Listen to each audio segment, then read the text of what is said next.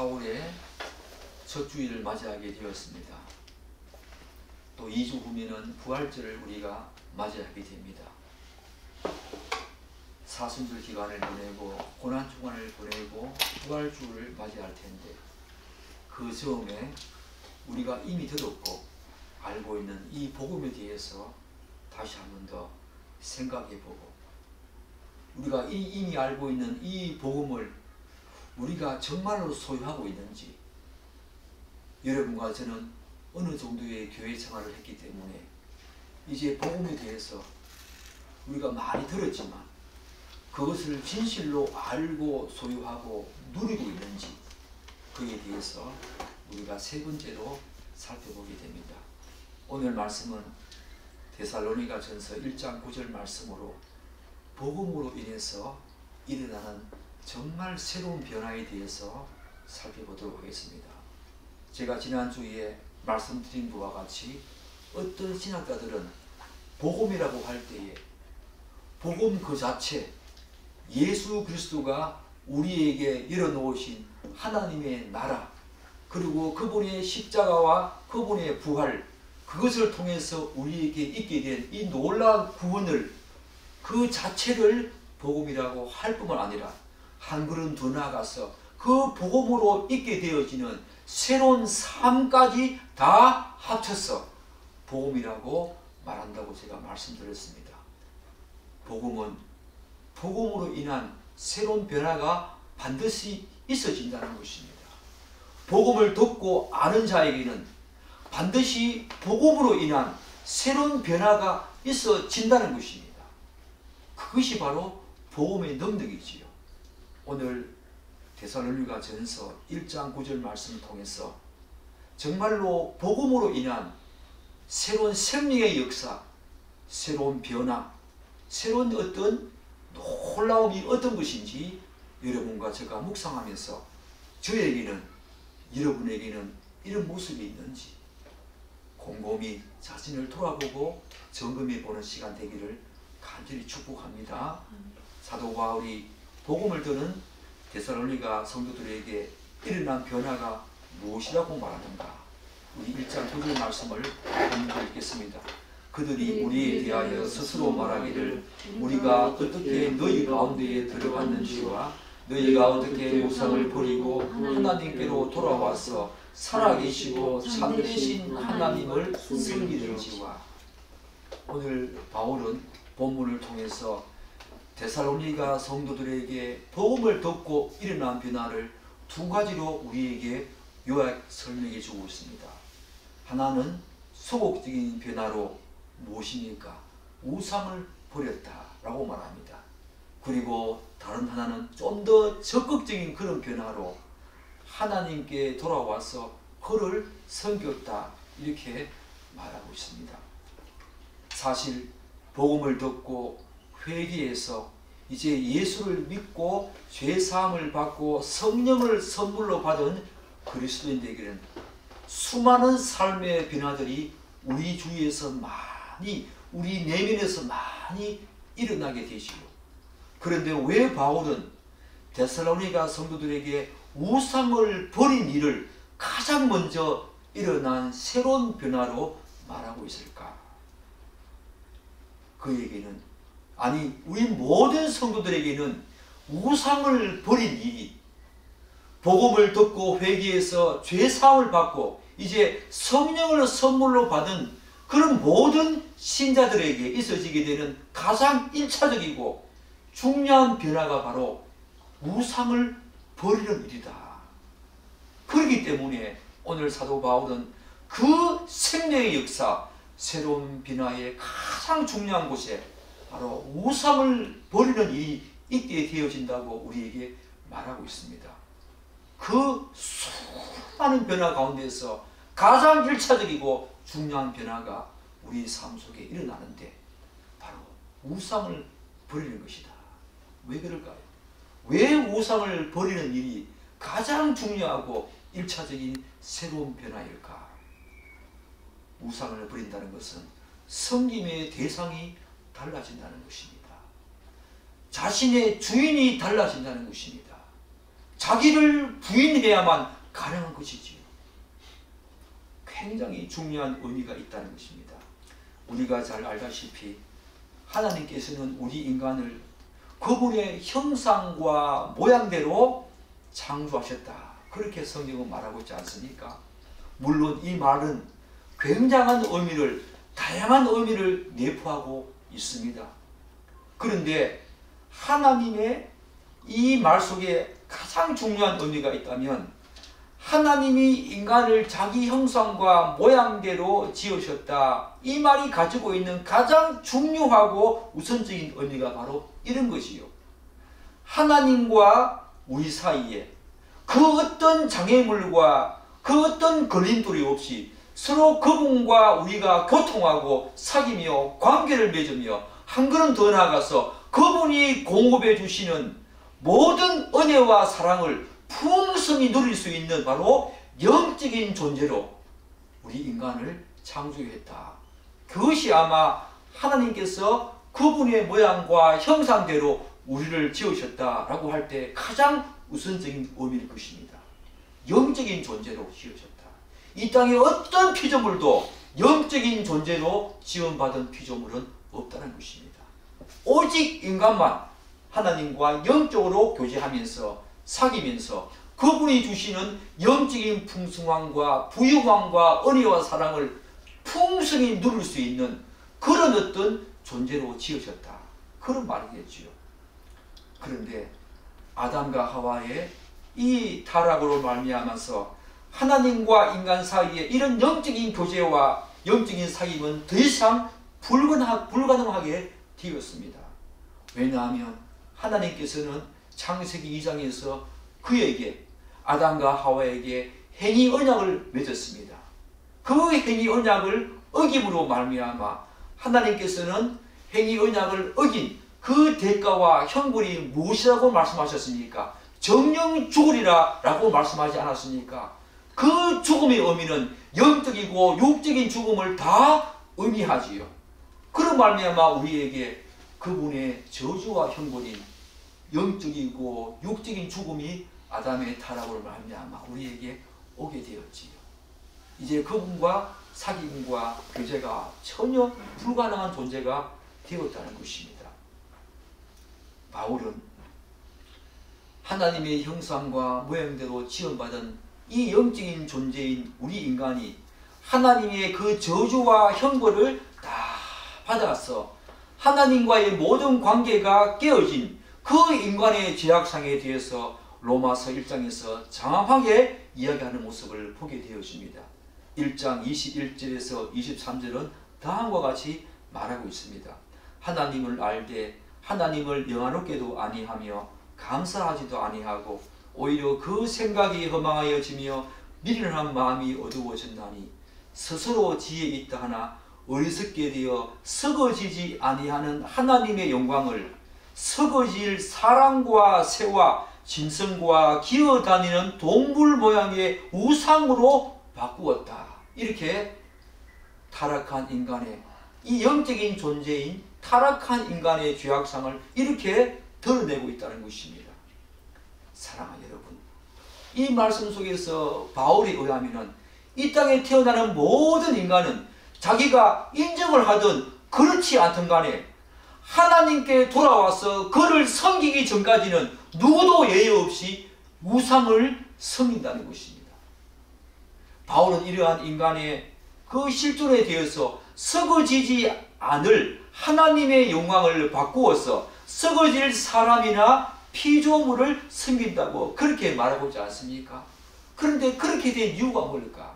썩어지지 아니하는 하나님의 영광을 썩어질 사람의 혹은 피조물을 섬기게 된 이유가 뭘까? 가장 우선적이고 중요하고 가장 첫 번째 이유가 뭐겠습니까? 인간이 타락했기 때문이겠지요.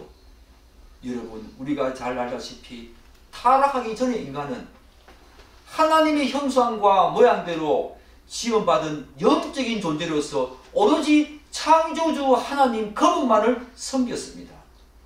그리고 그분으로부터 오는 모든 영적인, 육적인 평안과 안식과 기쁨과 그리고 즐거움과 풍족함을 누리는 삶을 살았습니다.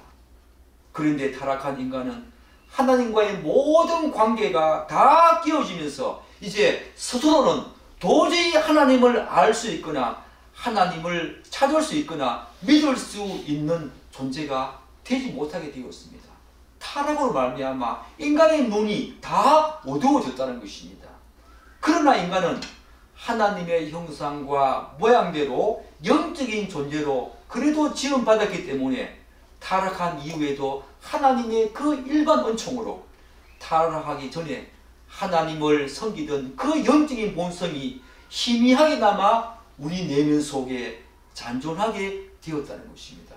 여전히 영적인 그 본성이 하나님을 섬기던 그 영적인 존재로서 하나님을 섬기던 그 영적인 본성이 타락한 이후에도 여전히 희미하게나마 우리 내면 속에 잔존하게 되었다는 것입니다. 그것이 바로 일반 은총 중에 하나지요. 완전히 다 하나님께서 없애지는 않았다는 것입니다. 완전히 다 제거하지는 않았다는 것입니다. 그래서 하나님이 아닌 다른 대체물을 통해서 타락하기 전에 하나님으로부터 공급받던 모든 영적이고 육적인 그런 안정감과 기쁨을 자기가 대체했던 그 대체물을 통해서 충족시키고자 하는 것입니다. 이게 바로 우상이지요. 말하자면 모든 인간의 내면 속에는 비록 타락했음에도 불구하고 소위 신지식 혹은 종교성이 남아있다는 것입니다. 그래서 하나님을 다른 대체물로 바꾸어서 섬기는 그런 존재가 되었다는 것입니다. 인간의 내면 속에는 무엇인가 추구하게 되고 무엇인가 자꾸 섬기고자 하는 그것이 인간의 본성입니다. 그래야만 자신이 안정감을 찾고 충족함을 얻으며 누군가로부터 뭔가 공급받는다는 그런 느낌과 감정을 가져야만 인간은 충족함과 만족함과 채워짐을 느끼는, 물론 그 대체물은 여전히 완전한 충족이 아니겠지만 그런 인간의 본성이 우리 내면 속에 여전히 있다는 것입니다. 그것들을 학자들은 신지식 혹은 종교성이라고 이야기를 하지요. 그래서 인간은 원래 하나님으로부터 채워져야 될 그 충족감이나 안정감을 자신이 대체물로 삼은 그 대체물로부터 자꾸 얻고자 하는 것입니다. 여러분이 의식을 하든 그렇지 않든 저도 마찬가지였습니다. 돌이켜보면 예수를 믿기 전에 저의 삶은 철저한 그의 삶이었다. 그런 삶이었다. 저는 분명히 인정하게 되고 동의하게 된다는 것입니다.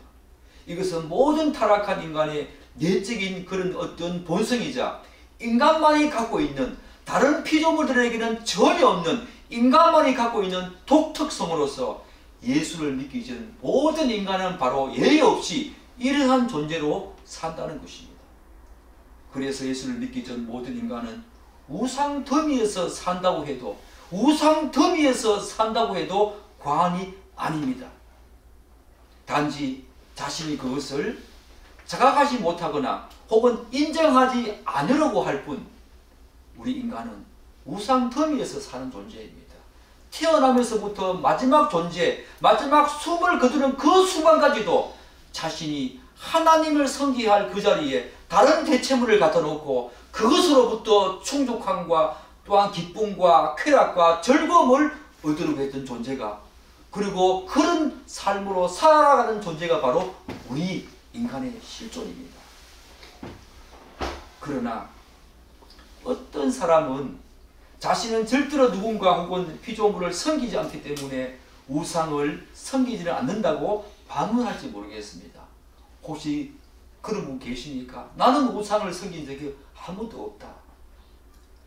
예수를 믿기 전이든 지금은 마찬가지고, 그렇게 말하는 사람은 우상과 그것을 숭배한다는 이 개념을 제대로 알지 못하는 사람이거나 혹은 성경에서 말하는 우상이 무엇인지를 정확히 알지 못하는 사람일 가능성이 많습니다. 혹시 그런 분 계십니까? 성경이 말하는 우상이 뭡니까? 반드시 사람이나 혹은 어떤 진성, 돌과 나무 등의 어떤 형상을 만들어 놓고 거기에 그것을 섬기는 것만 우상이라고 말하지 않습니다. 우상은 심지어 성경이 말하는 우상은 심지어 눈에 보이지 않는, 눈에 볼 수 없는 것이라고 할지라도 그것이 자신의 생각을 지배하고 사로잡고 가장 많이 그런 것들이 머물러 있다면, 자신의 마음속에 머물러 있다면 그것이 바로 자신이 섬기는 우상이라는 것입니다. 말하자면 물질, 흔히 돈이라고 말하지요. 지위와 신분과 명예와 권력과 활동, 여가생활, 취미, 자녀, 가족들, 즉 부모나 남편이나 아내나 자식들, 연예인들, 가수나 탤런트들이나 영화 배우들이나 친구, 어떤 제도, 어떤 일, 성공과 성취, 직업, 사상이나 신념, 이런 모든 것들이 우상이 다 될 수 있다는 것입니다.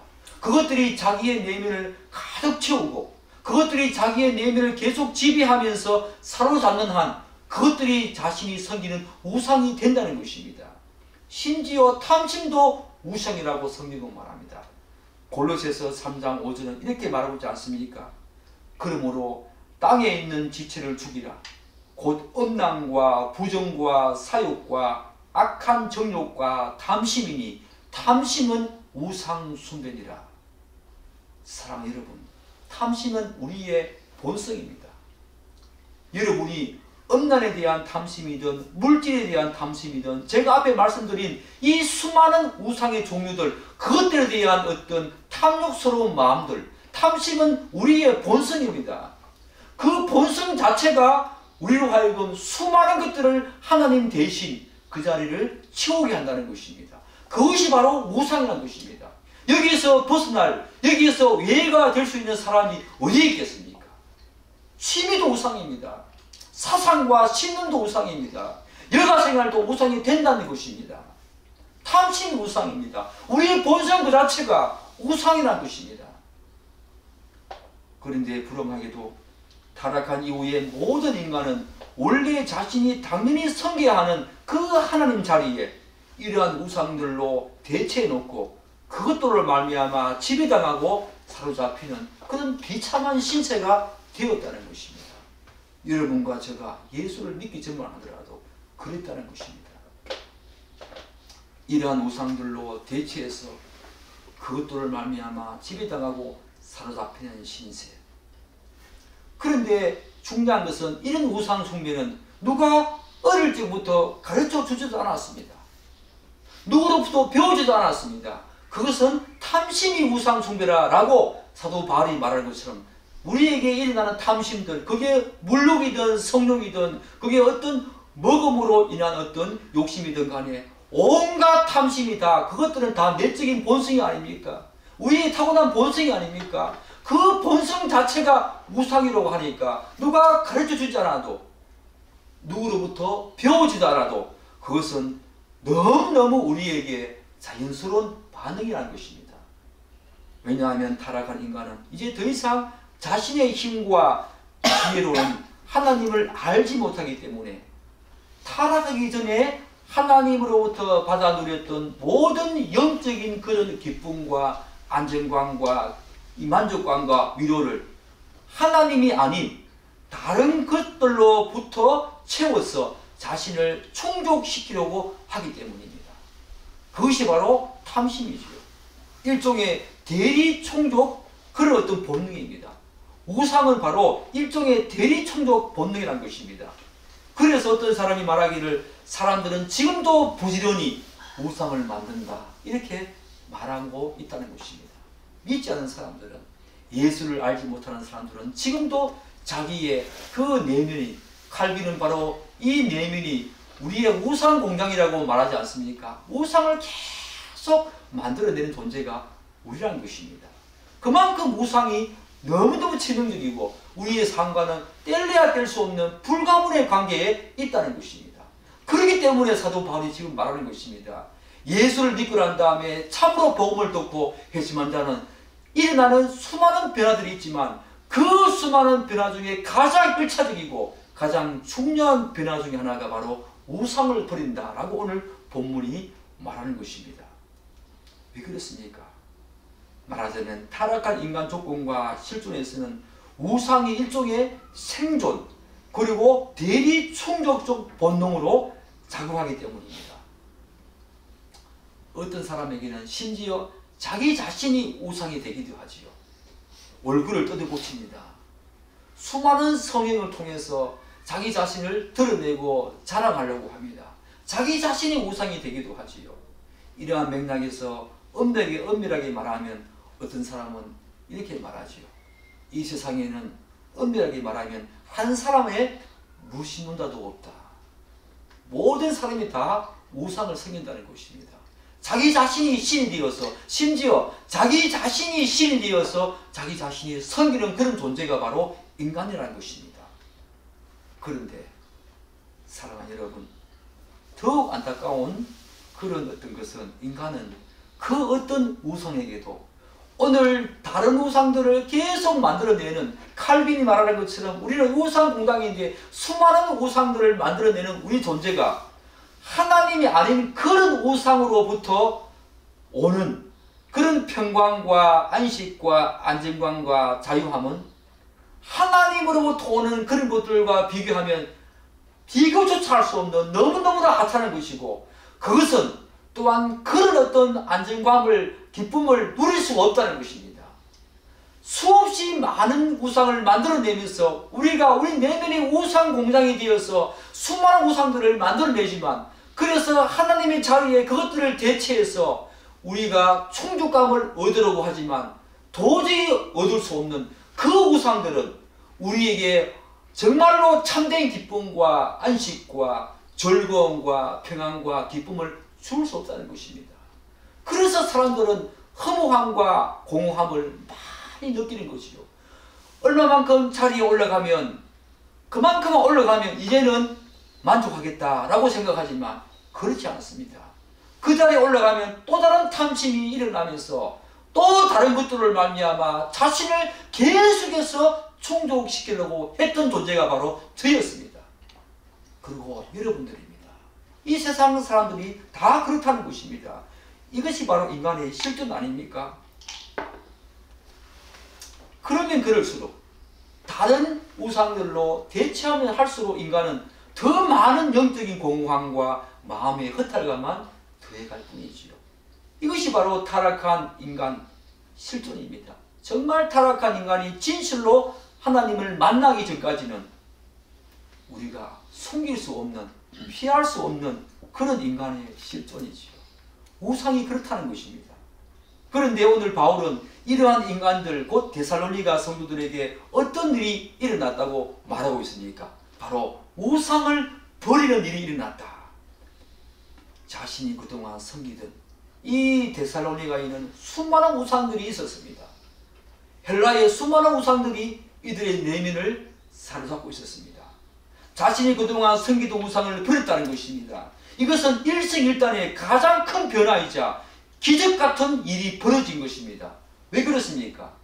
탐심이 바로 우상 숭배라고 하지 않았습니까? 자기의 본성을 부인하고 자기 중심적인 모든 것을 내려놓아야만 가능한 것이 바로 우상 숭배를 버리는 것입니다. 우상 섬기는 것에서 벗어나는 것이 바로 자기의 본성을 거스리는 그런 것이란 것입니다. 그런 일이 복음을 듣고 일어났다는 것입니다. 이것은 자기 인생에서 가장 중요하고 획기적인 대선언이자 일생일단에 가장 중요하고 큰 변화라는 것입니다. 기적 같은 일이 일어났다는 것입니다. 여러분과 저도 마찬가지입니다. 예수를 믿는 사람에게는 이런 기적적인 대전환과 새로운 변화가 있어진다는 것입니다. 만약에 여러분들이 여전히 그런 우상들을 하나님과 함께 겸하여 섬긴다면 우리는 구약의 이스라엘 백성들과 거의 다를 바 없는 그런 존재입니다. 그렇지 않습니다. 정말로 복음을 듣고 회심한 자들은 이제 그런 우상들 원래 자리에 하나님의 존재를 하나님을 섬기며 그분이 나의 구주고 그분이 나의 주인이심을 고백하면서 그분만을 섬기는 그런 존재가 바로 여러분과 저 아닙니까? 그렇다면 데살로니가 성도들에게 이런 획기적인 대전환이자 역사가 어떻게 일어나게 되었는가? 우리 1장 9절 다시 한번 읽겠습니다.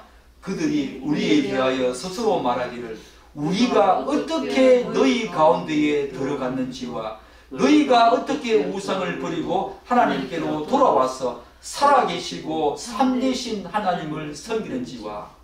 사랑하는 여러분, 데살로니가 성도들이 어떻게 이런 일이 벌어졌다고 말하고 있습니까? 오늘 본문에서 바울은 우리가 어떻게 너희 가운데 들어갔는지와 라고 말합니다.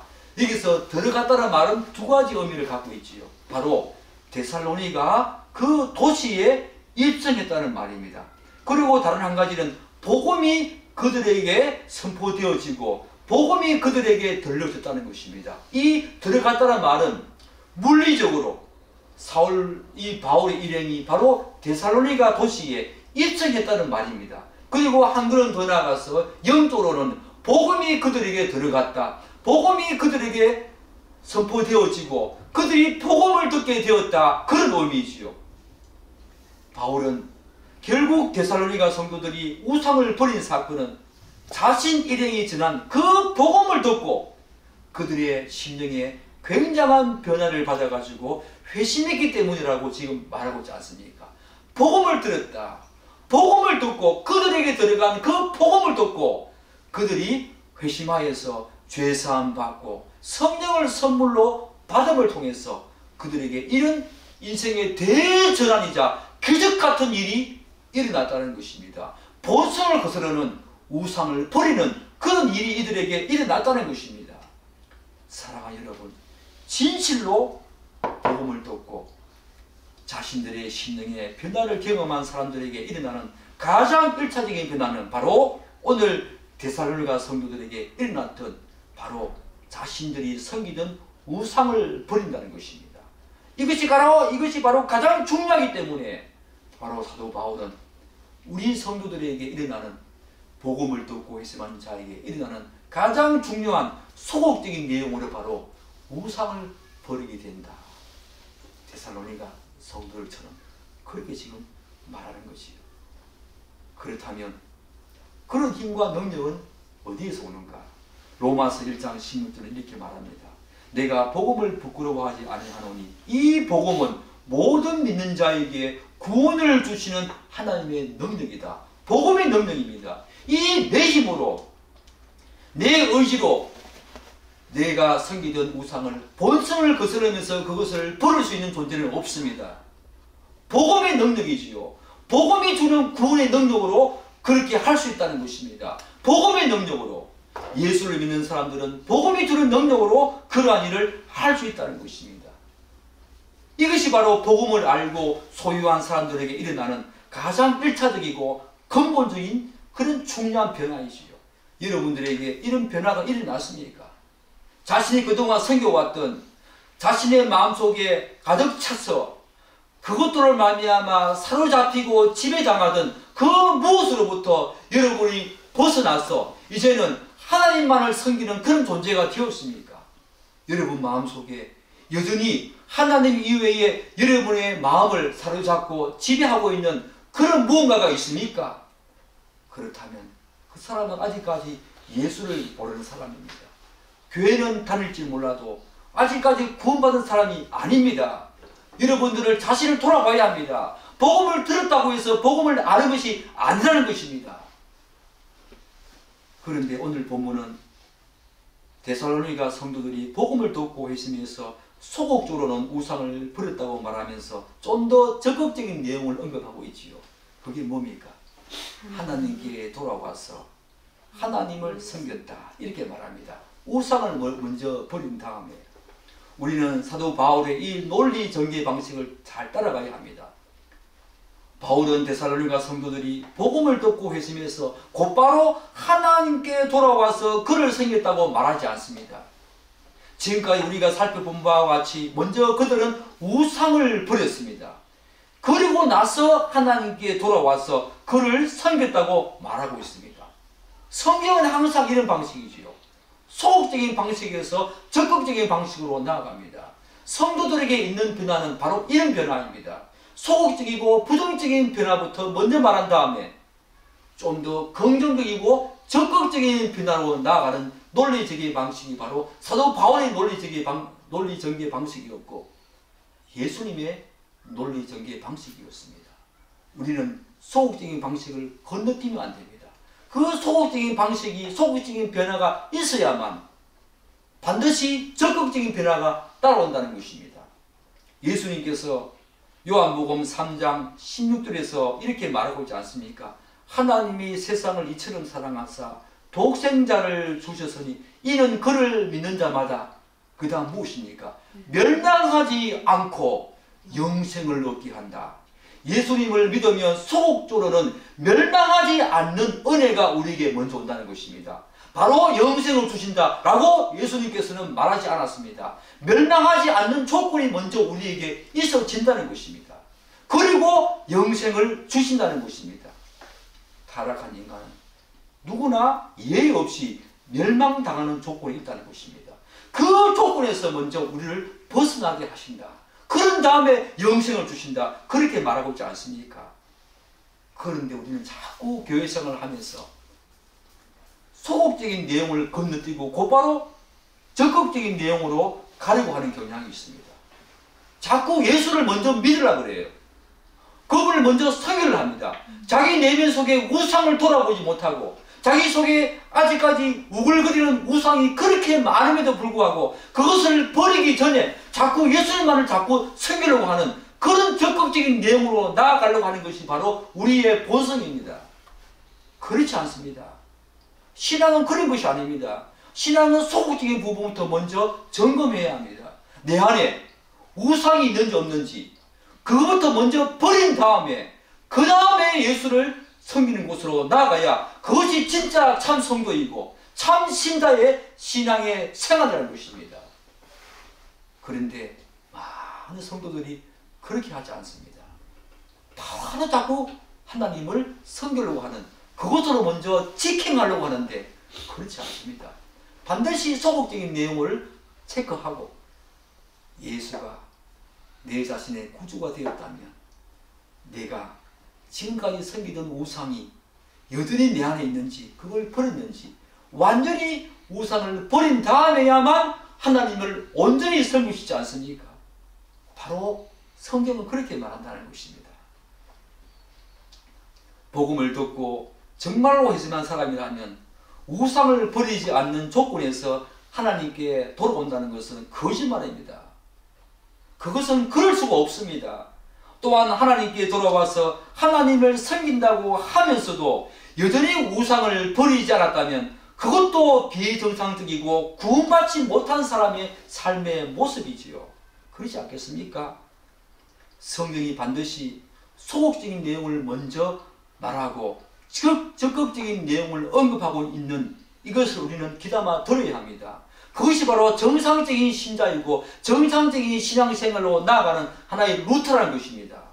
절대로 소극적인 내용을 건너뛰려고 하면 안 된다는 것입니다. 사랑하는 여러분, 바울은 복음을 듣고 회심한 데살로니가 성도들이 우상을 버리고 그 다음에 하나님께 돌아와서 하나님을 섬겼다 그렇게 말하고 있지 않습니까? 왜 그렇게 했습니까? 우상을 버리지 않으면 하나님을 진실로 섬길 수 없습니다. 진정으로 그분을 섬길 수 없다는 것입니다. 여기서 돌아왔으라는 말은 뭐뭐께로 완전히 돌아서다라는 의미입니다. 곧 그들이 우상을 버리고 하나님께로 완전히 돌아섰다는 것입니다. 왜요? 하나님께로 돌아섰다. 그 이전에 이들은 우상을 버렸지요.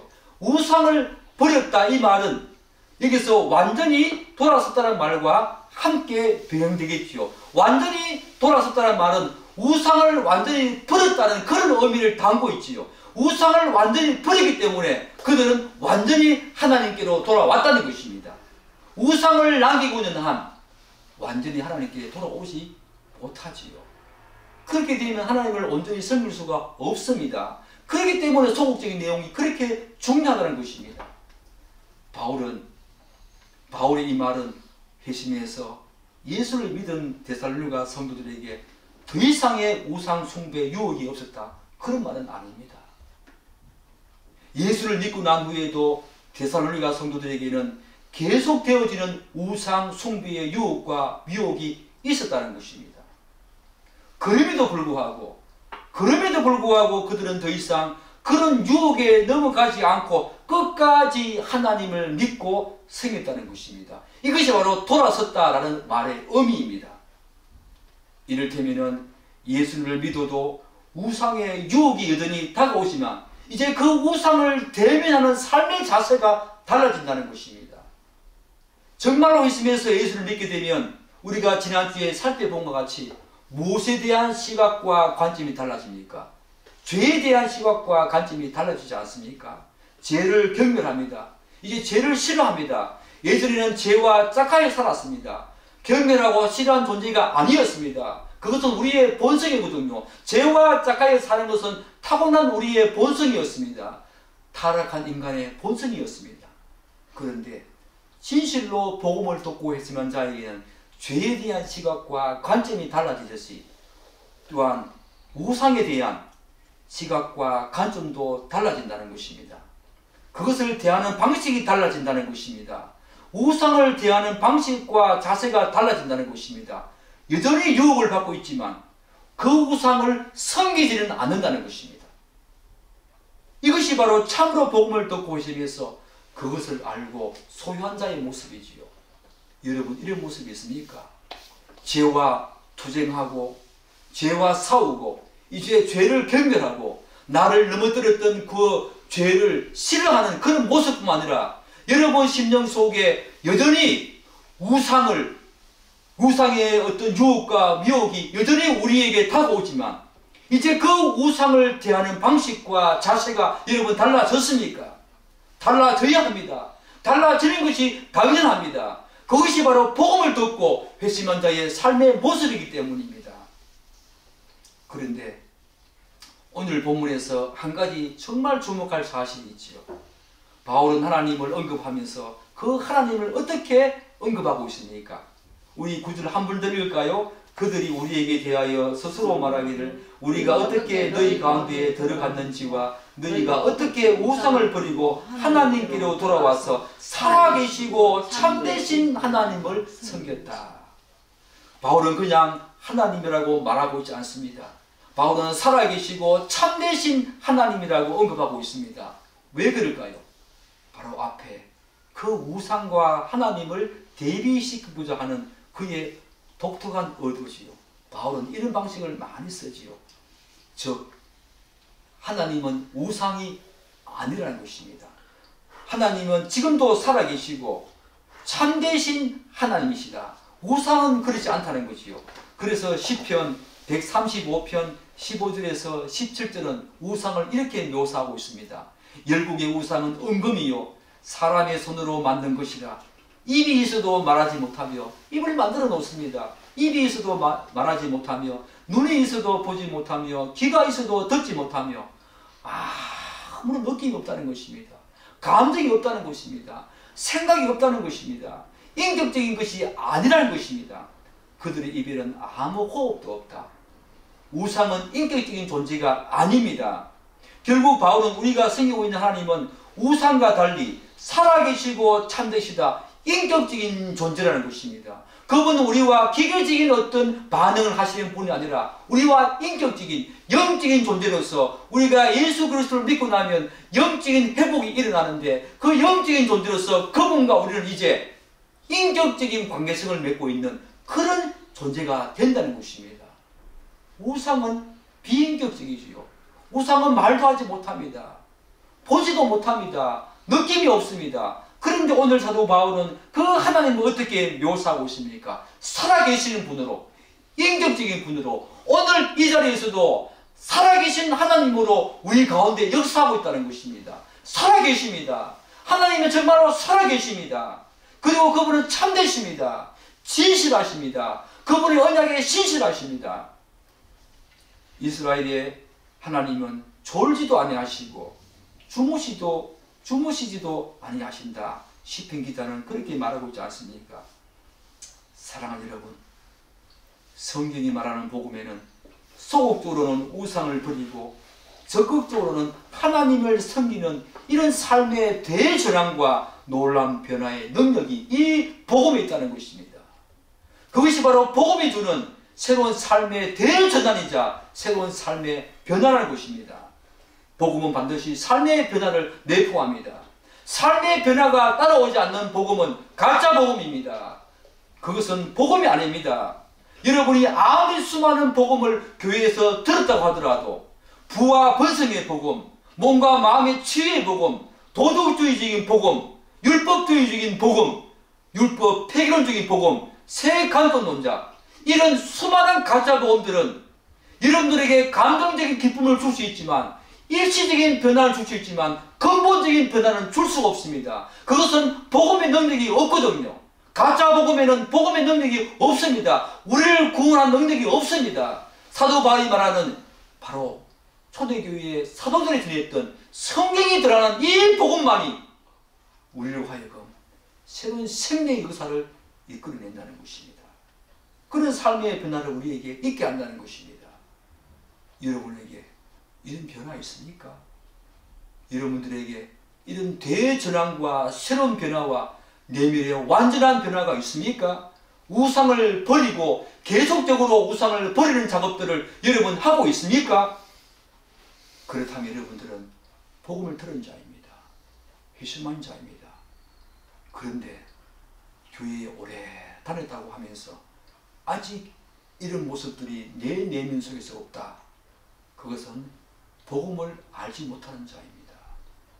그리고 복음으로 인한 새로운 변화를 겪지 못했다. 이 말은 복음을 들었지만 아직까지 구원을 받지 못한 자입니다. 그런 면에서 여러분들은 정말 복음을 알고 복음을 소유한 자 맞습니까? 그런 내면의 변화가 여러분들에게 있습니까? 죄와 싸우고 투쟁하며 죄를 거절하고 죄를 멀리하는 모습, 그리고 우상을 대하는 방식, 이제는 그 우상이 여전히 나에게 유혹과 죄가 여전히 우리 가운데 유혹과 미혹으로 다가오듯이 우상이 여전히 우리에게 유혹과 유혹을 주지만 우상을 섬기지는 않습니다. 그것이 바로 예수를 믿기 전과 믿은 후 정말로 회심해서 복음을 알고 소유한 자의 삶의 변화입니다. 유혹은 받지만 섬기지는 않습니다. 그런 모습들이 여러분에게 있습니까? 여러분 자신을 돌아보시기 바랍니다. 자신을 점검해 보시기 바랍니다. 이 시대에는 이런 우리의 내면에 대한 변화가 절실히 필요한 때입니다.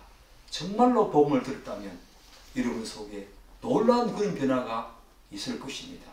그렇게 있기를 축복하고 또한 있기를 계속 있기를 축복하고 또 축복합니다. 기도하겠습니다.